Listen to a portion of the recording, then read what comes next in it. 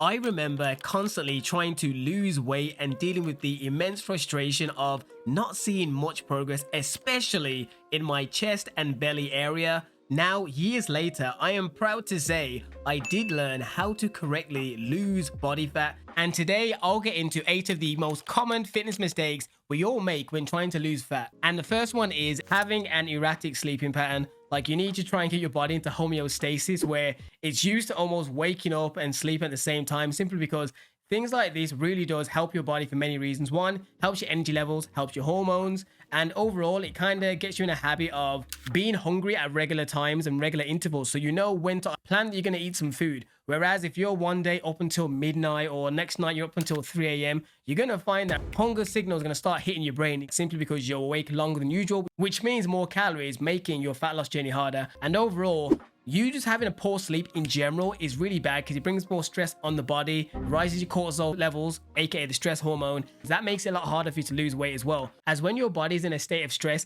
it naturally becomes less functional when it comes to most of the things it's meant to actually do. The next one now is aiming to cut out an entire macronutrient group, whether it's fat or carbs. They're both not evil. Yes, they do contain calories, but you shouldn't be cutting out an entire macronutrient group, even if it does yield some fat loss results, because at the end of the day, if you're cutting out a whole bunch of carbs, that's calories. So yes, if you cut out carbs, you're cutting out calories, which means you will start losing weight. However, just think, for the long haul, does the concept of doing keto, where they'll gladly put in slabs of butter in their coffee and their tea, but will stay away from fruits and the odd bagel simply because it has carbs in them. So does that even sound like a healthy diet, or even something that you would even enjoy doing for the long haul? Chances are the answer is probably no. Next up, HIIT cardio is killing your progress. So if you're someone that wakes up early in the morning, blasts out your HIIT cardio, has a great session, sweating, you're killing it, right? But then when you leave that gym and go home, you end up noticing that you're sitting around on the sofa a lot and you're not really moving much, simply because you have exerted yourself to the point where you are just plain tired. You move less throughout the rest of the day. So in this scenario, what you've basically done is sacrifice the rest of the calories you normally burn in a day through just normal daily activity with the HIIT cardio you done in the morning, simply because now you feel too tired to move. But in your head, you feel like, well, worst case scenario, I just burnt way more calories in that session than I would throughout the day. But that's not true. Virtually every single body on the planet burns more calories from just moving around naturally than we do when we actually go into the gym. So in this scenario, what you've got to really think about is trying to train smarter, not just harder. Just because you're sweating buckets in the morning doesn't mean that you're doing the most optimal thing for you to actually see progress in the long haul. With that being said, in the event that you really love doing HIIT cardio, like it's a real pleasure, then what I would consciously do is when you do it, for the rest of the day, just make sure you consciously think about getting up and moving, whether it's setting reminders on your Fitbit or putting reminders on your phone. The next one now is probably the most common, but I didn't want to put it first, and it's simply skipping meals. This is the worst thing ever. In your head, you're thinking, well, if I skip meals, I'm naturally going to lose weight. But it's wrong on 2 fronts. One, because most people that skip meals, they usually later on in the day end up eating more calories because the hunger signal starts firing off like crazy and they start snacking and binging more. And over the course of the day, those extra calories you kept kind of feeding in, whether it's constantly snacking throughout the day because you missed the meal or you just start eating bigger portions of food later on, the calories end up more. So even though you skipped a meal, you end up eating back more calories. So in many scenarios, say if you're skipping breakfast but you're actually hungry, you'd be better off eating a nice high protein breakfast to stop you from snacking throughout the day or feeling those huge binge hunger signals in the evening. And the second reason why it's not good in your favor is simply because if you're constantly skipping meals when you're actually hungry, you're just going to feel low energy. It's going to give you all cognitive problems. And even when it comes to working out, if you're skipping meals when you're actually hungry, when you get into the gym or whatever cardio, whatever exercise you're doing, you're not going to perform as well simply because you haven't got the fuel in your body to actually push yourself. So really think smarter, not harder. Maybe that's the concept for today's video. All right, this one now I hope isn't too common, but I've definitely seen people do it. If you're someone that's buying energy drinks or even food to simply fuel your workouts and it ends up being more calories, it makes no sense. For example, I had a friend that would constantly buy like a full calorie Monster or a Red Bull because he goes, I need the extra kick to do my cardio. But the problem is that the full calorie cans are like 300 calories and he'd go to the gym and he's probably only burning like maybe 200. But the problem is that most of the calories is from that damn can. So it's not like you're really making much progress. It's like you're spinning your wheels. I had another friend.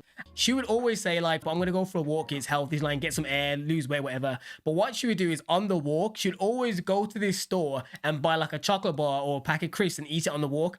And I was like, there's nothing wrong with eating chocolate bars and having a snack. However, the fact that the intention of the walk is to help you start losing weight. If you, on that walk, go buy a chocolate bar or a snack, that basically ends up being more calories than the walk, or even the same amount of calories as the walk, it doesn't really seem like you're going to make progress, because once again, you'll be spinning your wheels and staying in place because you're not thinking smart when it comes to your fat loss approach. The next one, sweet and simple, or quick and simple, which is believing that supplements are going to do all the work.